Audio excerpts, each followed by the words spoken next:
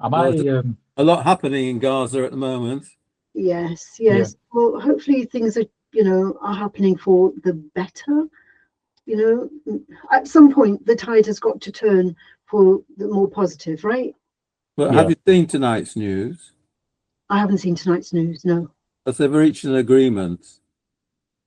Whether they'll fulfill the agreement is another matter, but the Americans think that it'll hold return of the hostages and the eventual rebuilding of Gaza. Mm-hmm. Yep. But there's quite a few bridges to be crossed before then. Yeah. Yeah. Yes, it's difficult to sort of like have full trust in these kind of words from politicians, because we've heard these words so often, and they haven't really been accomplished in the way that we imagined. No, that's right. And if one, I mean, there's got to be trust in between two sides that don't really trust each other. So the whether, but and then Biden is leaving office, so he won't be there to knock heads together if that was what he needed to do. And we don't know which way Trump is going to land. So there's still a lot of unknowns. Yeah.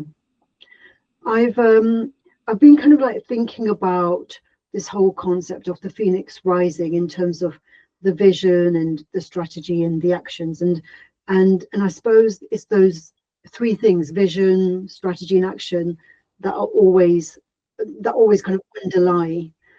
Hello there, Mohammed. You okay? I wonder what Mohammed thinks about the news that you've just mentioned, and Yeah, that'd be interesting to know. Interesting, yes. Mohammed, we cannot. Yes, I can hear you. Okay, well, happy 2025, Mohammed. Hopefully. Happy to you all.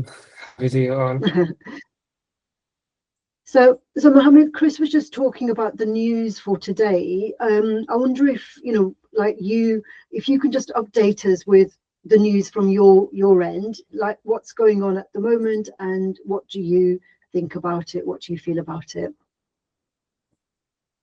So, Alhamdulillah, thanks God. Finally, we reach the end of this war, as we're still alive in this war. Inshallah, in Sunday, it should be the first day. So this make the 3 next days so much difficult. If there isn't any ceasefire in these 3 days, it means it will be a huge bombing in all Gaza Strip. As after these 3 days, there is the ceasefire will start. So maybe the Israeli army will start doing a huge bombing in the all Gaza Strip. That's what make it so much dangerous. This is 3 days, but inshallah, I hope it will be peace these days. It will be just falling a lot of peace. The people here in Gaza, they are outside in the street. They are jumping from the happiness, and they are dancing of happiness and waiting the time that they can easily back to their homes in north of Gaza Strip.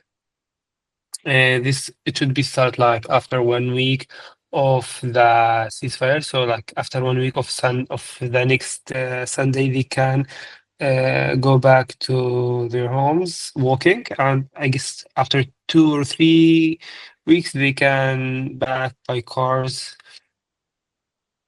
So alhamdulillah, step by step we can say that the peace will start to spread in all Gaza Strip, inshallah. It will be it will come with all the good and the kindness for the people in Gaza. Okay, that's good news. Chris, comments on that based on what Yeah, you've well, it's the news today? good to have confirmation that people of Gaza see this as a step forward, and they do believe in the process. So we're getting this from on the ground at the place itself. So it looks like what we're being told on our news media is true, and so here's hoping that both sides can cease fire and start to rebuild again. But it's been a terrible price that's been paid, and probably one of the worst incidents in the history of the Middle East. Yeah.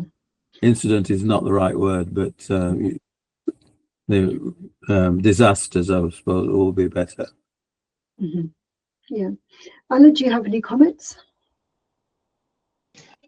Yeah, I think what you were saying in the beginning, where it's difficult to believe in, what politicians are saying, because we've experienced, and I don't really have to explain how politicians, I don't really have to say, why politicians aren't people that you should believe in or trust. But I'll try to see the positive. I think there's definitely, signs or discussions of a ceasefire is a lot better than the stuff that we've heard over the last 15 months. So it's positive for now, and I just really hope that it's something that will continue to go on for the rest. For the near and medium term future. But I think I want Gaza to remain for Gazans. I think if a ceasefire is going to happen, and I know I'm not, maybe it was just a small percentage of the Israeli population that actually wanted to go and settle in Gaza. That's what I'm afraid of, and I really do not want that to happen. I know there's some big US politicians that actually want Gaza to be settled completely. So that's the only thing that I'm afraid of. But yeah, if the ceasefire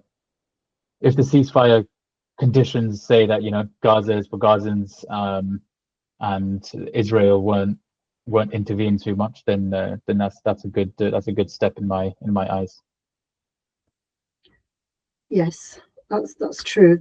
So Mohammed, just before you came on the call, we were talking. Well, I was talking about the importance of the vision, strategy, and actions, and behavior. Like our actions are, how do we behave in this context now? And so from what you've said, like people are feeling very happy, and so the behavior that arises from those feelings of happiness will be very different, obviously, compared with behaviors that arise from feelings of sadness, from anger, from frustration, which has been the case like over the last year and a half almost.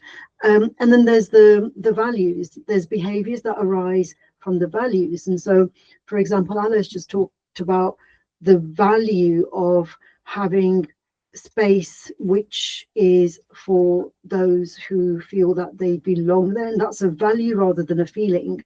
And then there's the spirit, the optimism. So when we think about the phoenix rising, that rising, that behavior that occurs through the rising, it's not to do with feelings, it's not to do with values, it's something beyond feelings and values. It's this sense of optimism where we have trust and faith in life itself. It's an energy rather than a value, rather than an emotion. What do you think about that, Mohammed?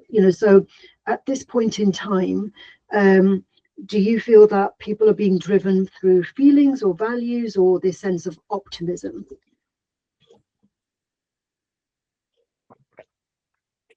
Okay, so right now the people reaction is coming from people who lost everything, as a houses, as a souls, as a families, lost the hope, watching their homes are destroyed, their lands are have been stealing, and simply like they said, we will not go back to our home. Israelis already occupied it, steal it, and we just will watch this live. The settlers start to come to the north of Gaza, like Jabalia and Bet Hanun, and planning to make their settlements. Also, there's some companies who doing a constructions companies used to make an ads on social media about Gaza and how they make settlements in Gaza, and all this we are watching it live. So after all this, after losing everything, losing the hope, and now surprising us that we can simply go back to our home. So all these, of course, will make the people go out to the streets and dancing of happiness. Um, if I can say, it's literally the meaning of dreams come true. They had dream, and just a dream, because they lost the hope. They lost that we will back to Gaza someday. They lost this hope. So it was just a dream for them that maybe we will back someday. Just think someday, not next day, next month, next year. No, no. It's just someday. And they are now can simply go after 1 or 2 weeks from now, they can simply back. So their dreams come true, and they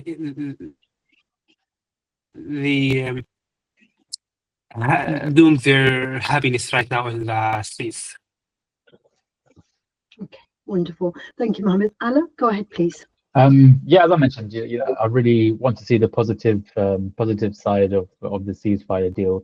But I just remembered there was a discussion that we had. I can't remember if it was yourself or I think it was maybe David Lovitz back in college, and we had a discussion on how war is very profitable for a series of companies, and whether that's companies that deal in arms or whether it's companies that deal in construction and reconstruction.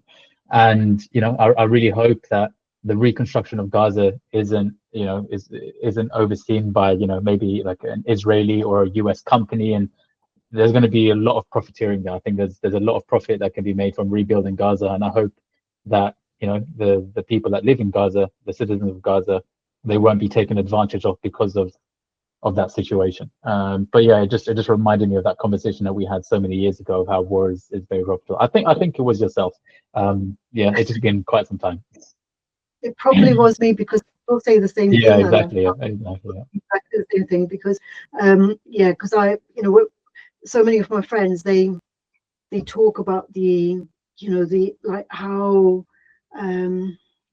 tragic everything is, and it's like, well, there are companies, the arms industry, for them it's not a tragedy. How would their arms sell? They would just be gathering dust and yeah, rusting without being used. And so therefore wars have to be created in order to sell what these companies are producing. And the construction companies, for them, it's not a tragedy, because it's like loads more homes to build, isn't it? It's like, yeah. I think sorry.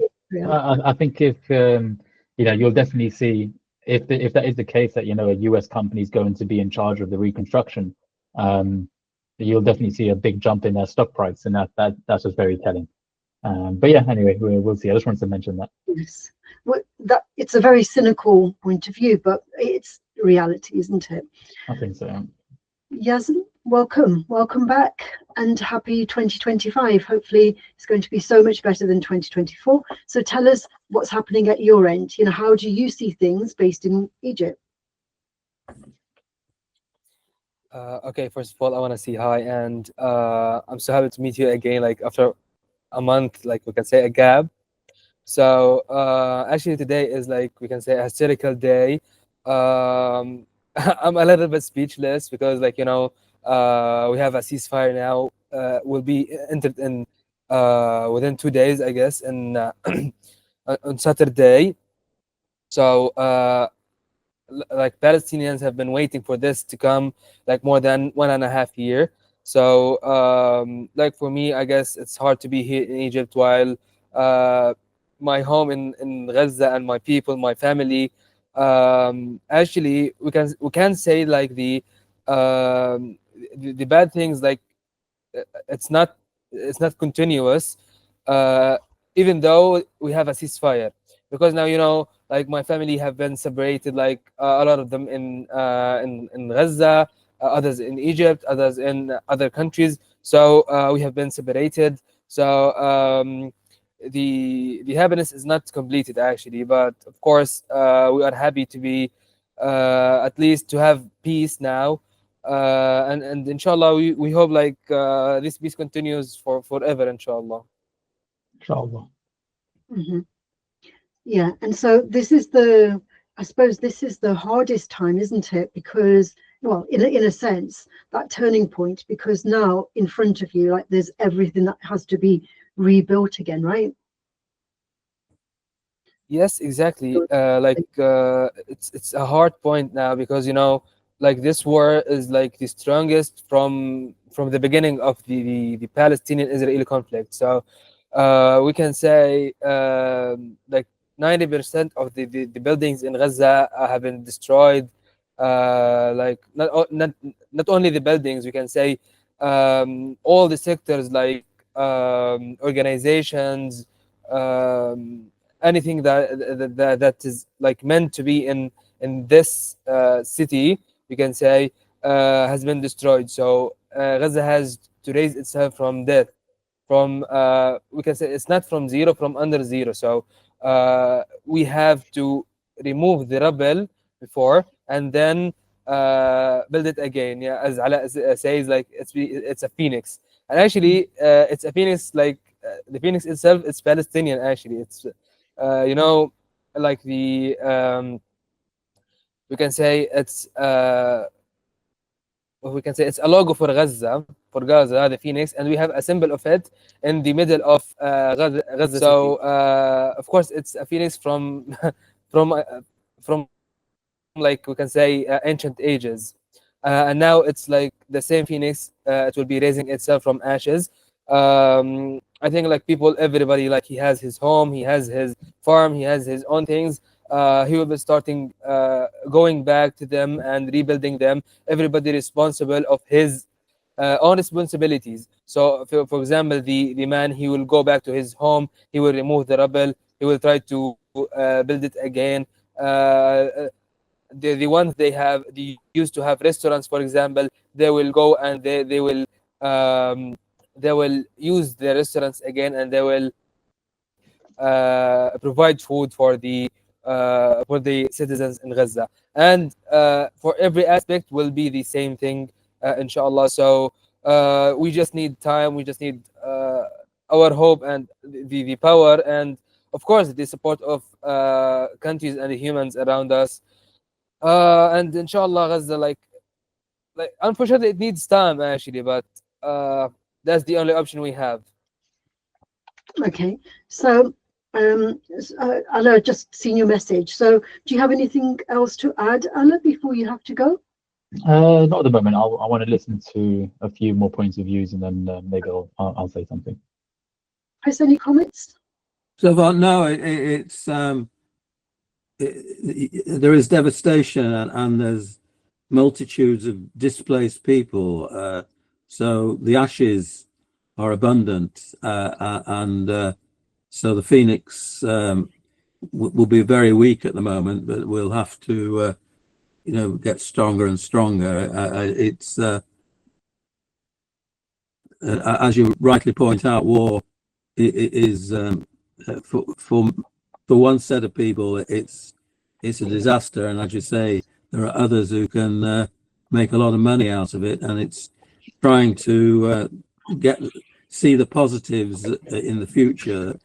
So there is a chance, as there was after other wars, of kind of rebuilding something better than was there before. But that will need a lot of political pressure and a lot of work outside Palestine and outside the Middle East, and lobbying in the United States, because the Jews have a very big lobby in the United States. It's something that's grown over the years, but they do have a lot of power in terms of their representatives in the Congress, and in their businesses, and in their instruments of propaganda like Hollywood. So that has to be matched and combated. So there's got to be a lot of political lobbying outside of this area to reform what's going on inside. Mm-hmm. Yeah. So yes, Anna, do you that's a remember good when we were point. studying? Sorry, Yazan.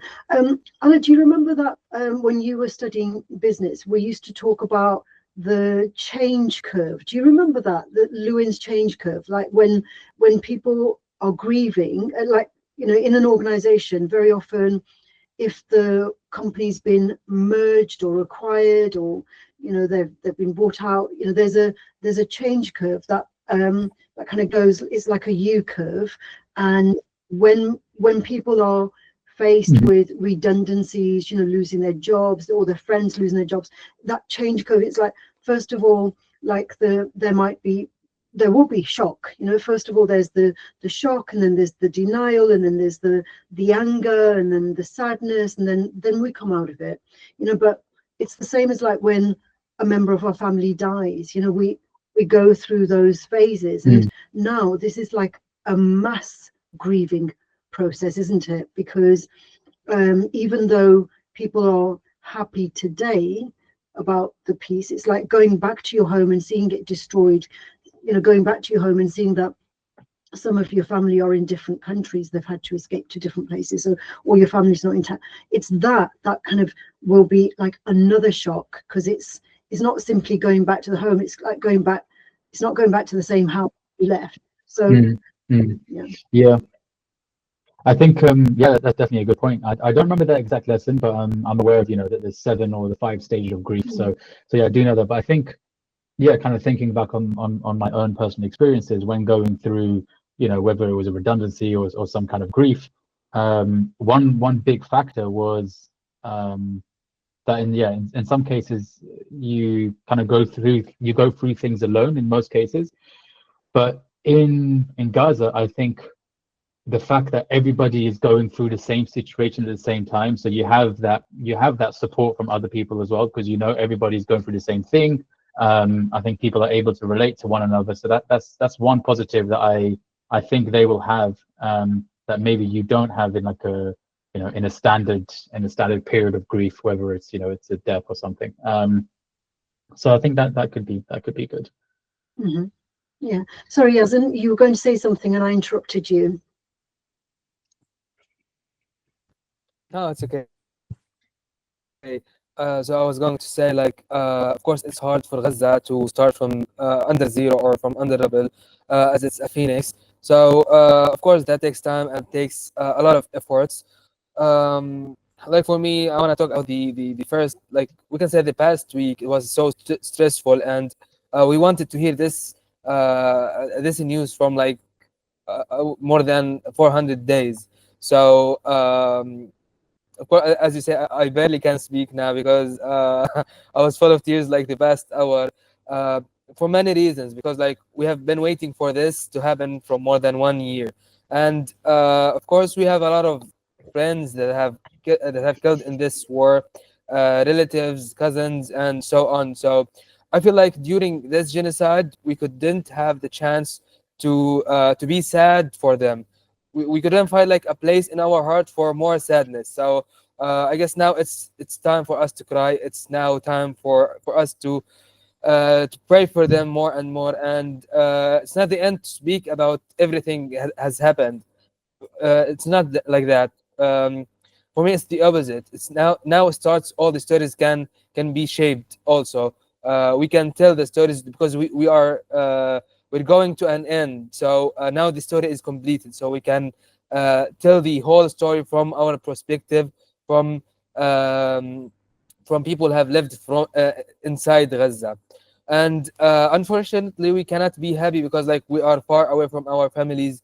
I just wanted to be like gathered with my friends, with my families, to feel the happiness together and to just experience this historical day, and just to plan for the next days and for next years what we are going to do.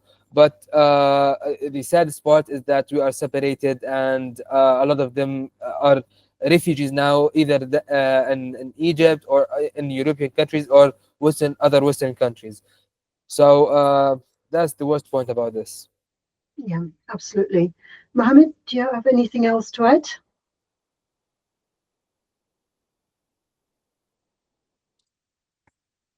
Go ahead, Mohammed. Indeed, because I rejoined the meeting because the voice wasn't clear. So is there a specific question or something? It was just about the fact that even though it's a happy day, there's all that underlying sadness that still has to be expressed, because you haven't had an opportunity to really be sad, because a lot of that sadness is going to be repressed, isn't it, until you're back home and it's safe enough to be as sad as like for everything that you've lost, coming to terms with it.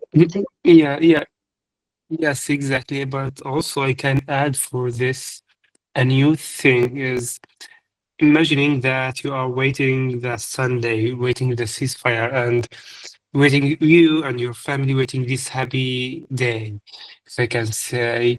And after this more than year of war and waiting, and then surprising you with the Israeli army killing you and murdering you. This is what happened, for example, today with many people in this evening while they are waiting the news, the happy news about the ceasefire, and then the Israeli bombing them, murder them. So I was like, after reading the news about these people, I just was thinking about their families' reactions, how they will receive this news, how they will say goodbye to their loved sons when they simply murder before 2 3 days of the ceasefire in the end of this war, when the people should feel happy, feel kind of safe about the ceasefire, but in the end they cannot feel this because they lost their loves. It's very difficult feeling. I don't wish this feeling to anyone actually. Like you are waiting after more than a year, and then the ceasefire is coming soon, just 2 3 days, and we will be safe. And boom, you are murdered, you killed, and your parents, the father, the mothers, looking to your body with the sadness after everything. It's really uh, difficult feeling, difficult than lose someone in the first or the middle of the war. And you are like, after every suffering in your life, and in the end you murder before the ceasefire of 2 days, 3 days. So this is a new kind of suffering and new kind of sadness many people unfortunately will face. Yeah, that's true. I remember reading somewhere that I don't know if it was the First World War or the Second World War, there were people who were killed after the war had ended. The war had ended, but where they were fighting, the news hadn't got through to them that the war had ended, and so when you hear stories like that, it's just so tragic. Chris, do you remember hearing stories like that? I think it was okay, Ella, see you next time. We're going to meet in a month's time, Ella, if that's okay with you. Yeah. Oh, really? Is it like monthly now, or is it weekly, or how does it work? We thought we would make it monthly. Yes. Oh, okay, fine, sure. So I'll speak to you next month. Have a good month, everyone. Okay, See you. thank you. Bye-bye. Yeah. Do you remember, Chris? It was I think somebody might have spoken about this at Toastmasters, in a speech about all these people who died after the war had ended simply because the news hadn't got through to them? Yeah, that's right.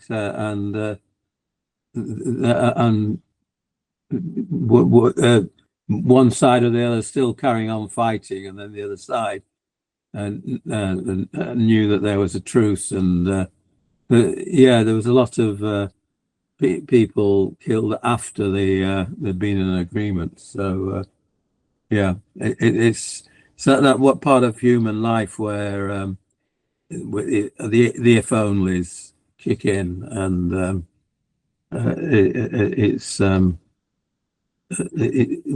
we lead untidy lives, don't we? It's not everyone will know there's been a ceasefire, and not everyone will abide by it, and so it's trying to keep all these things equal.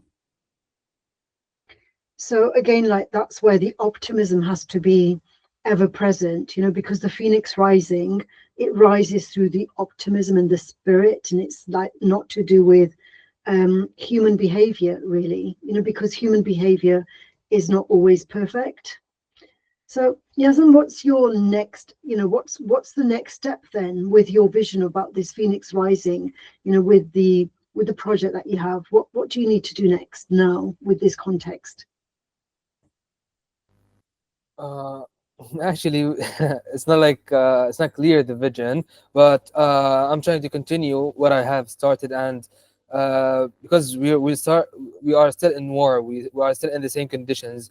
The war ending doesn't mean like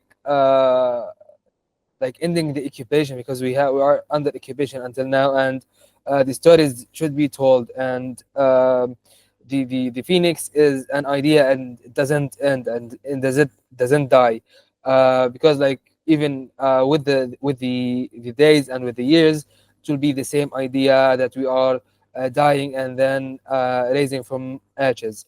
So for me, I will keep working on the project that meant to train students about speaking up about Gaza, and speaking up in general, and storytelling and story writing, just to document what has happened during that war and during that period of time, because it's our responsibility. Because if we look to the history, like at part of the time, the people were the history writers. So now we are living history, and we are the writers. So we can control what is being written.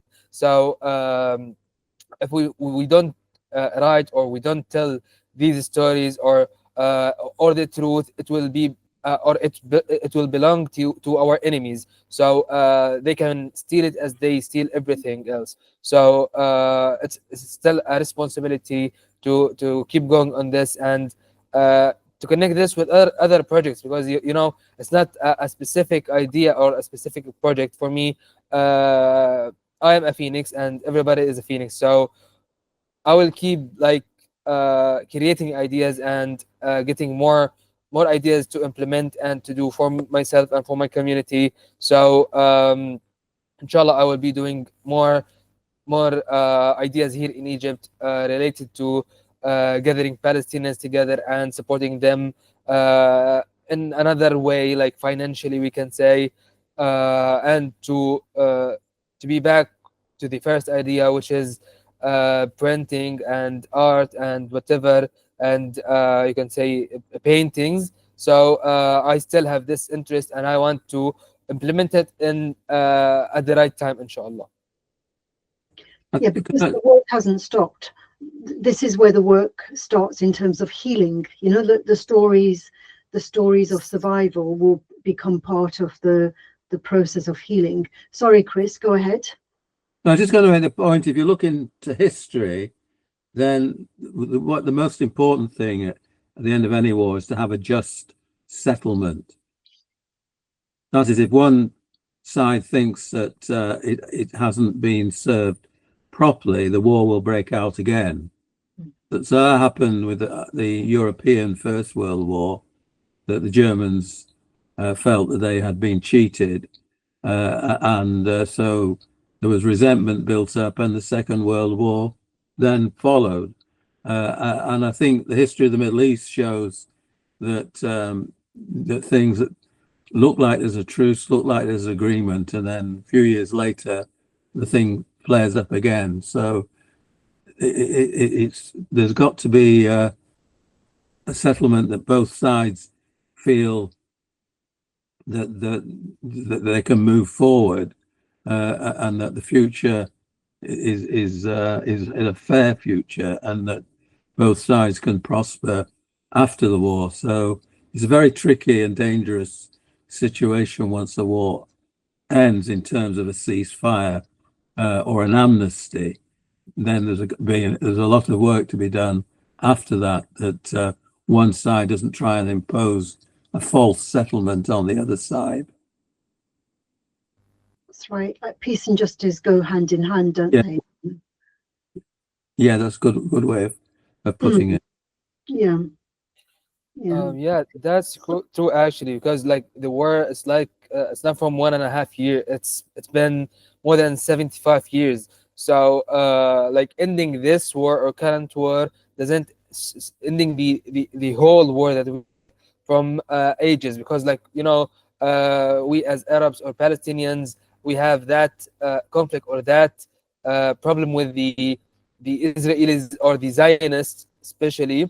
So we don't hate Jews or whatever, but it's Zionism that they are paying for their propaganda, and they are putting all the money and effort for that propaganda to steal our land and to just be like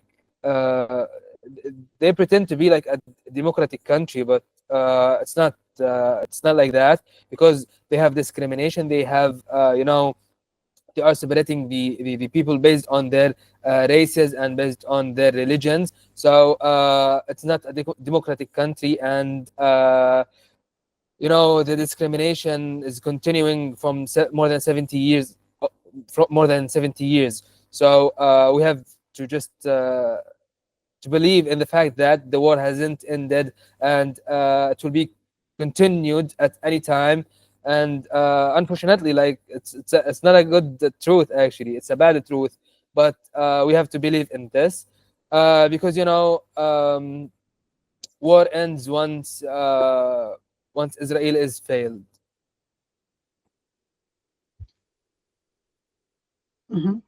Any comments, Chris? Yeah, it's a good point, and there was a famous Roman writer who said, "Men create a desert and call it peace." Where peace is a positive thing, but it's not just an absence of war; it's a reconciliation, and how one reconciles the Middle Eastern situation. I don't know.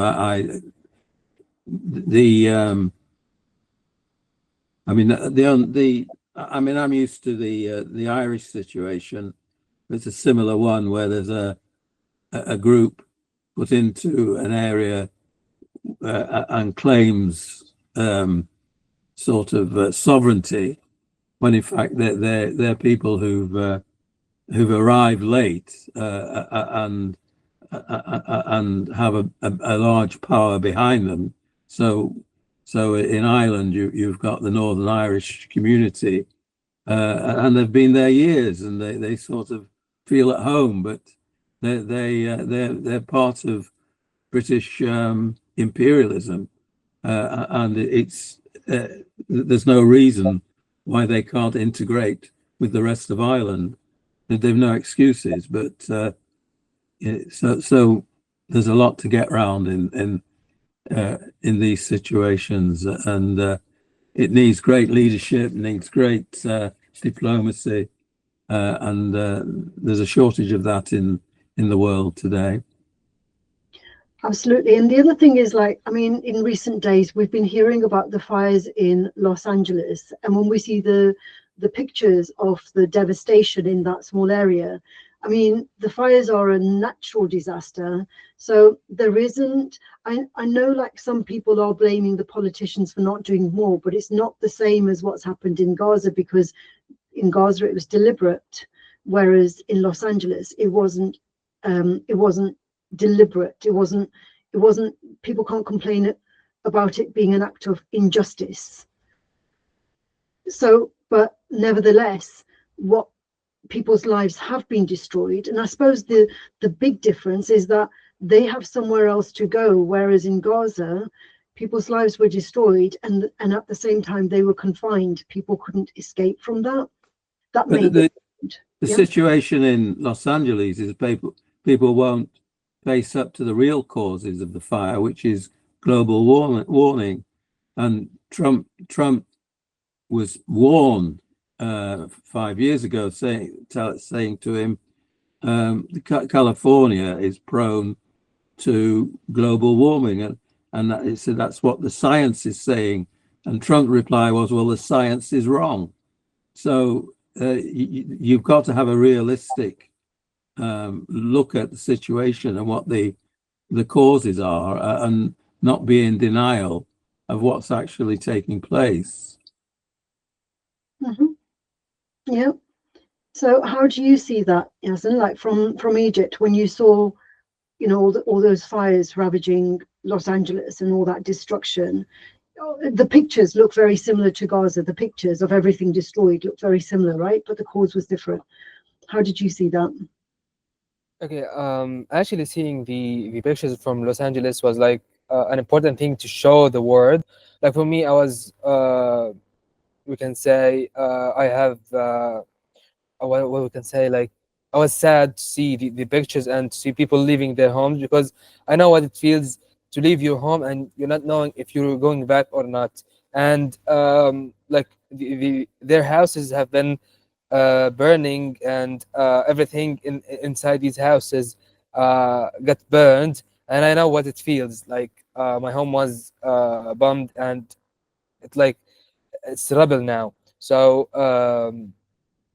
it's a feeling I can't describe until you feel this thing that your home is demolished completely.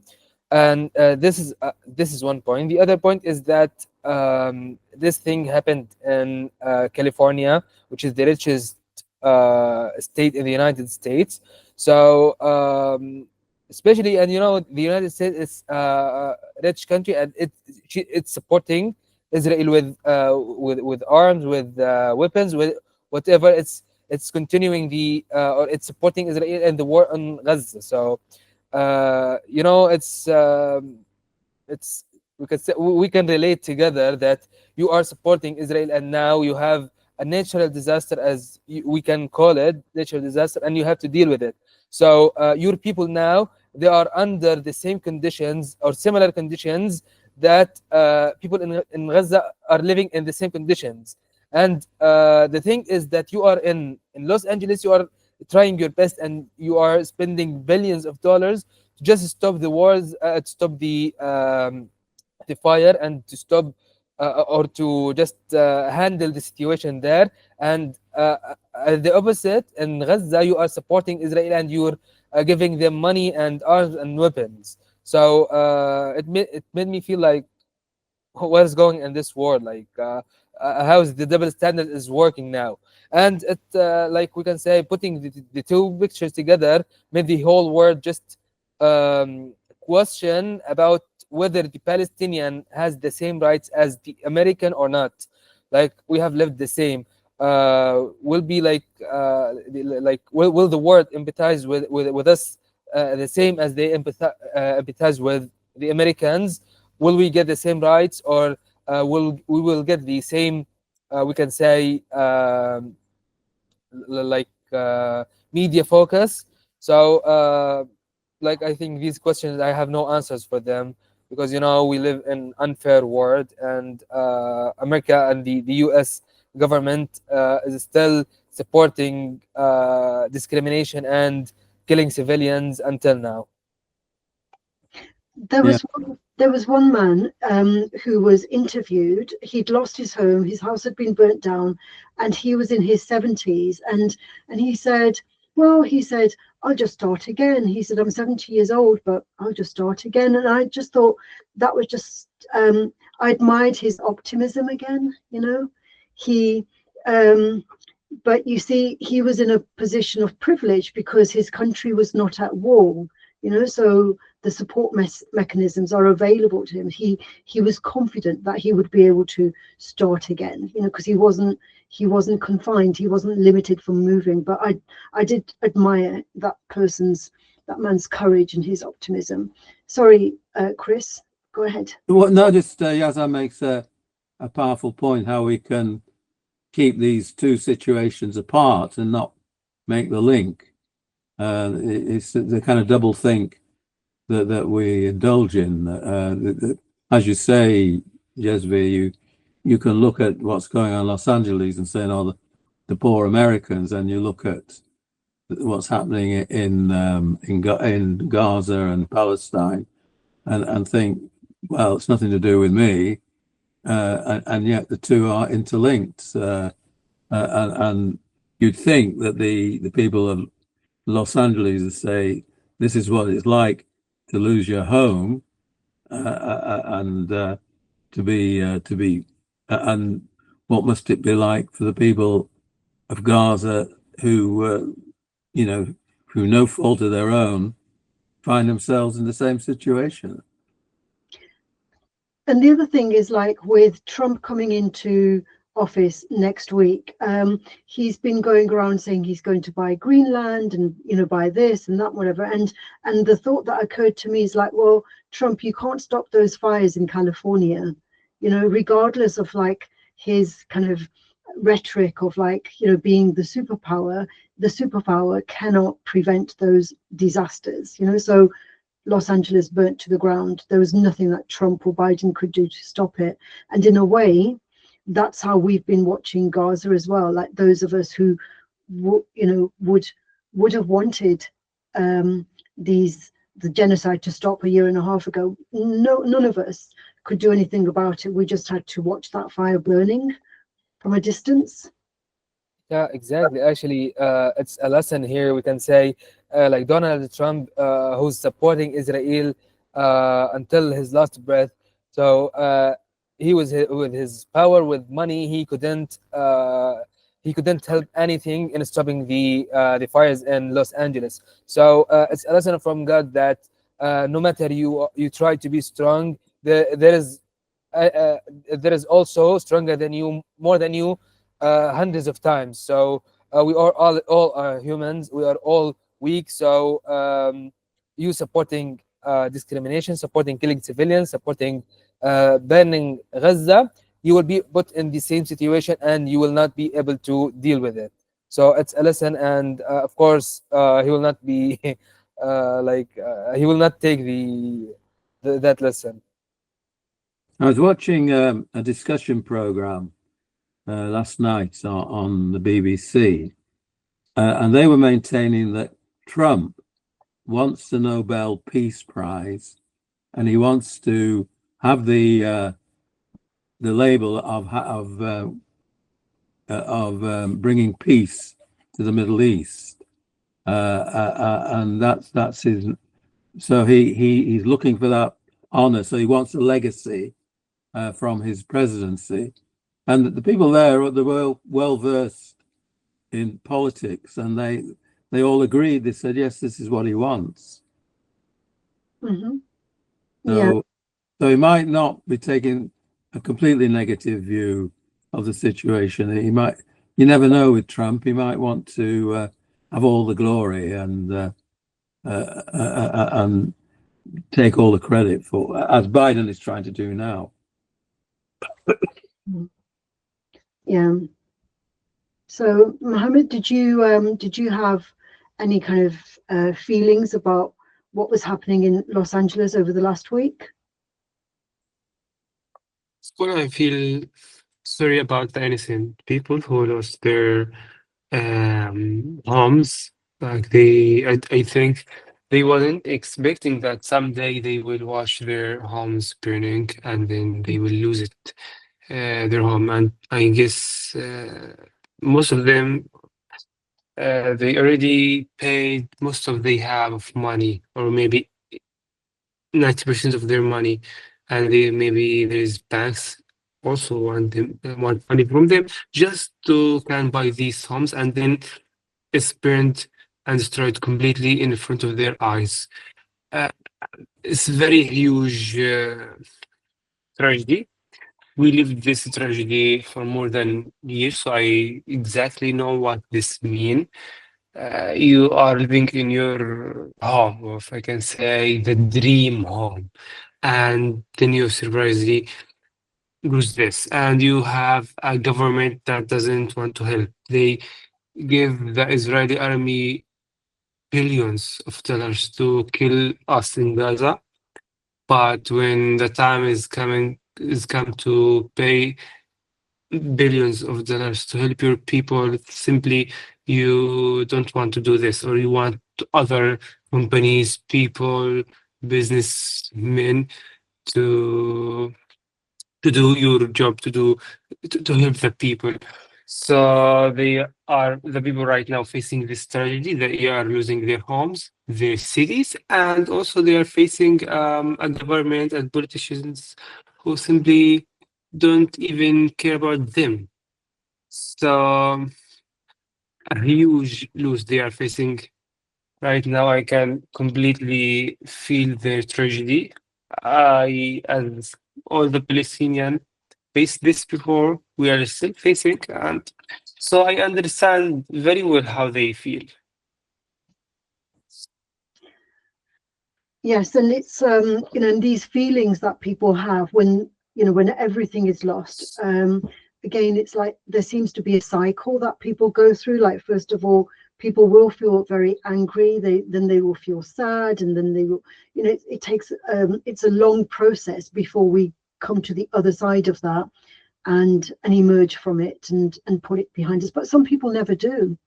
Some people who've experienced this these atrocities over the last year and a half, some children, they've been so damaged by what they have seen that it will take a very long time for them to heal, won't it? Because they'll think it's normal for people, for cities to be bombed like that, because they're children. That's all they've seen. They were born into it over the last year. Like that's their first experience of like what life is in the world. And so how do we heal from that? How do the children recover from those tragedies? Yeah, for me, I think it's the worst part of that war. Like seeing these children living or experiencing this at a young age.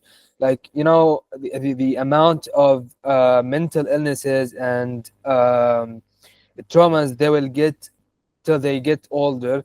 Like, I can't imagine, like, after 20, 20 years, 30 years, how will this kids will grow up, and how will they be?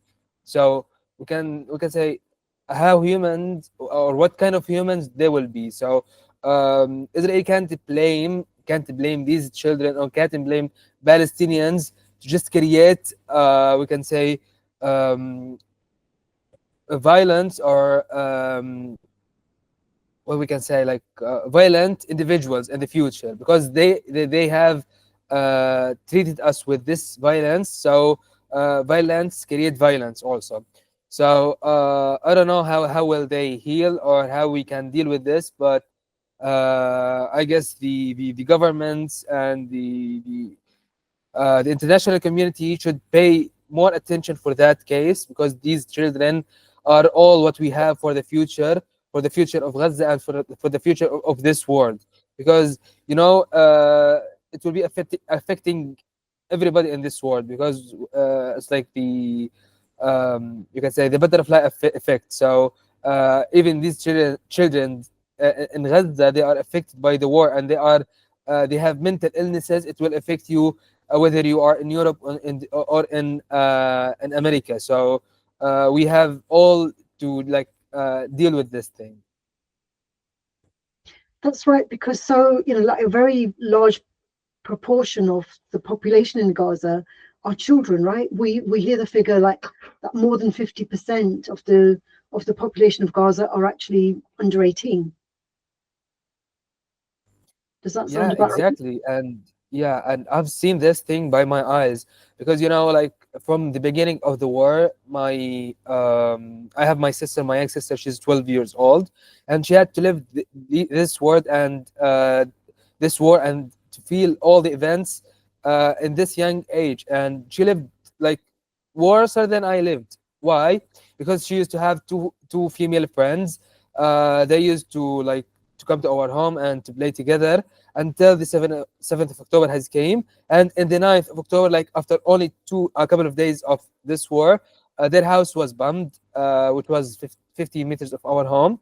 And they have been killed, like, and me and my neighbors, we took them out of under the rubble and put them in the ambulance. So we have to live this, and my sister has to see them from the window being put in the ambulance and being sent to the hospital, and after that to the graveyard. And after only a couple of weeks, another children of our neighbors have to live the same thing, and he was killed and buried. So my 12 years old sister has to live all these conditions and to see or to experience their young friends being killed and buried, and she has to evacuate her home and to leave her toys and his or her lovely room with pink colors, and to go to live in other people's rooms and homes until evacuating to Egypt and starting from under zero. So now she has to be in other we can say other school with no friends, with different culture, with different people, and now she's not going to school. It's online because she doesn't have a chance to just play with other children or to see them on ground. So she's like just in home, and we can say she's one of the best children living these experiences of the war. Other children in Gaza have lived worse than this. Like we can say, a lot of them got injured. A lot of them had to experience killing their parents or one of their siblings. So the worst is always there. Yeah, there's a lot of work to be done, isn't there? You know, there's a lot of work to be done in terms of healing. Mohammed, any comments on that? The war is more than, it's like almost year and a half, and unfortunately there is many kids who grow up and raised in this war, and they grow up and use this unnormal situation. So I don't know, and I cannot even imagine how they can how they can now after this war can they go to the normal life. They don't know the normal life. They didn't use it. They didn't live it. They didn't grow with these normal lives. So like moving from the unnormal life, unnormal situation of dangerous, of fear, of bombing, and you are a kid, and now you are moving to another situation, a safe situation. It will not be easy for these kids. They will need a huge, if I can say, mental medicine or mental help to help them after this war. I don't know if there is some organization will try to find a solution for this or to do something for kids for their mental health, but I hope we can find something like this as they face this abnormal life with their kids like 1 year, 2 year.